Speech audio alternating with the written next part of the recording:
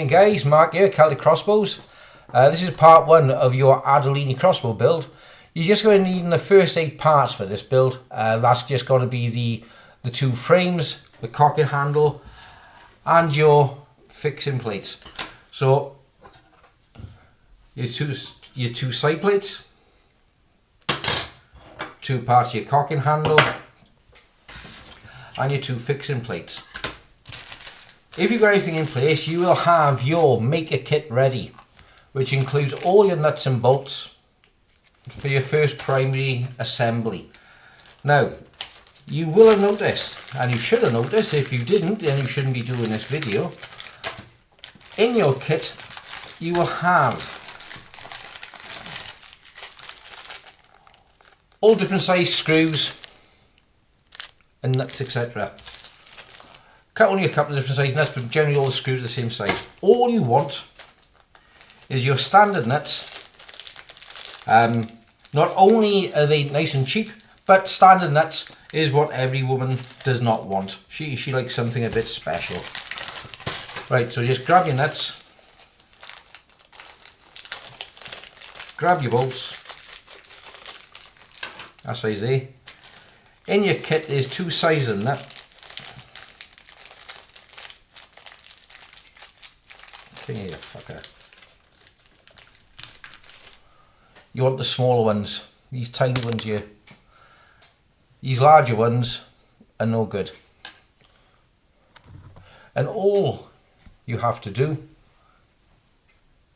thread your nut in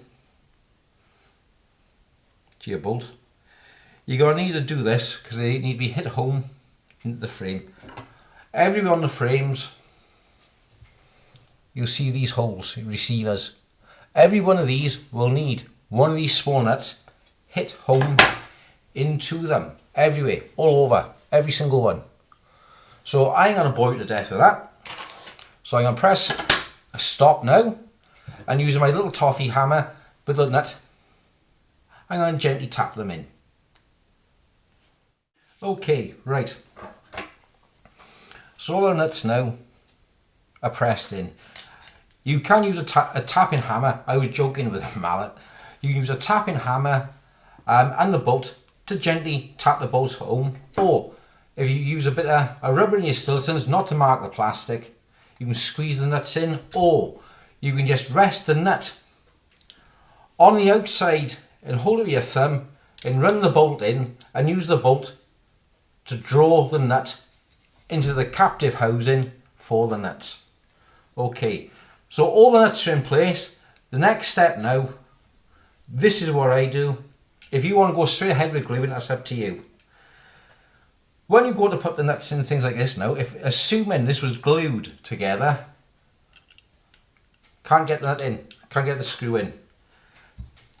This is just one of the side effects of 3D printing.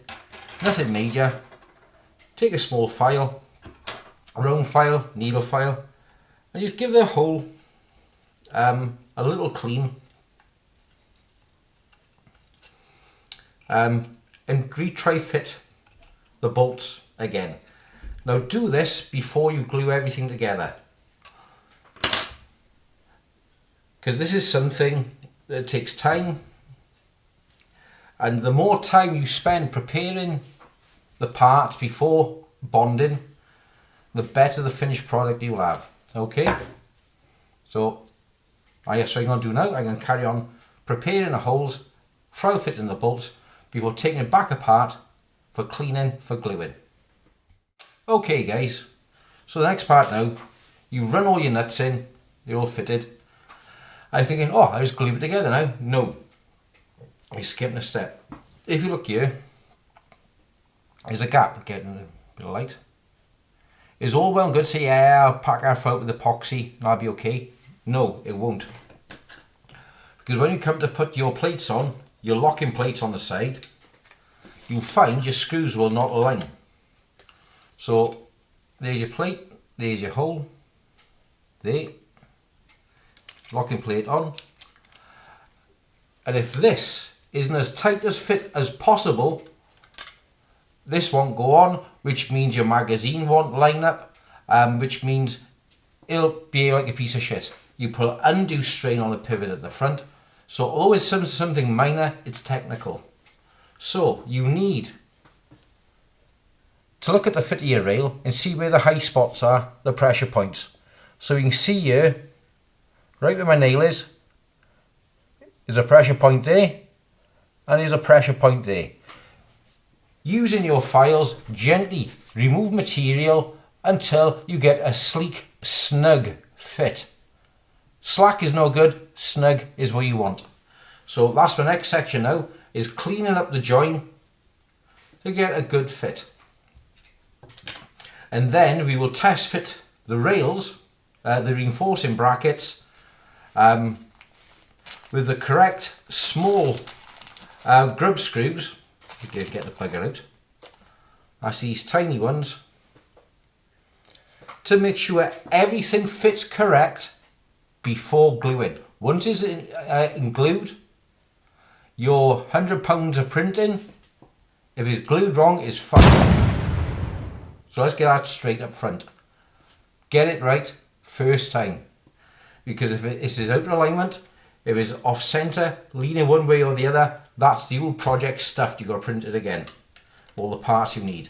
Okay, so I'm stopping again here now, and I'm going to clean up my parts before test fitting again, and making sure they're right before gluing. Okay. Back now, I file the parts, so I believe they're good enough for me. Bring it in, tiny little gap there, but if you look at the rest of the intercatch here and here, that's a really snug fit. You will have to do a bit of filing on top, you will have to do a bit of filing in the rails, but we come to that. Make sure you got your reinforcing plate ready, your 2 screws and your bonding agent. Now, I'm using Araldite crystal. Bring it in. It's a clear 2-part adhesive epoxy resin. And the reason I'm going with Araldite clear, which is for glass, plastic is closer to the glass than other materials. And also, as you're probably aware, in sunlight, extreme sunlight, these do tend to become quite weak. If you're using a hard epoxy resin, it doesn't give. So any movement in the polymer and the forks, in theory, could come detached. Mine isn't, but I made mine tail end, my Adderini, my last one, tail end of the summer, so it hasn't been out in extreme temperatures yet. And if you can call Britain, gets up to 36, last heat wave 38, as opposed to some parts of the world, it gets over 40 degrees in the sun, 43, 44. I'm not planning on testing mine in the desert, so I'm not too worried. But nonetheless, glass, when it gets hot and cold, expands. If you put 2 glasses in hot water and you put them together, you can't get them apart. If you run under a cold water tap, the inner one shrinks, you can pull them apart. Same principle. You've got the 2 interlocking parts here, so if it doesn't get hotter and colder in the summer, my belief is you would get different expansion rates. So I'm using Araldite crystal for glass because I believe it works better on it, and that's what I use on my last one. Okay, now I'm going to do this off camera because it's quite fiddly. You can bond inside this seam here, put them together, let them set, file off the excess, then bond on the flushing plate,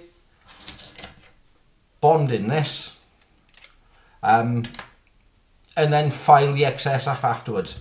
I don't do that. I just fucking splurge it with that Araldite everywhere. Screw the plate on while it's still wet, so it's still supple, you can still move it. You've got a 5-minute bonding time with Araldite. So it gives you plenty of time then to adjust it, add extra material in at the back if it's required, lock in the cover plate, wash off the excess, and you get a cracking job. Let me just show you my other Adderini how I've done that. Okay, back in the room. Okay, this is my other Adderini, the one which is for sale. If you have a look here around the Adderini faceplate, there is no excess, no splurges, nothing. Cocking link you can see the seam line where I glued it inside. No excess, nothing. Same on this side. Bring it in upside down to the camera is easier. There's no excess showing at all.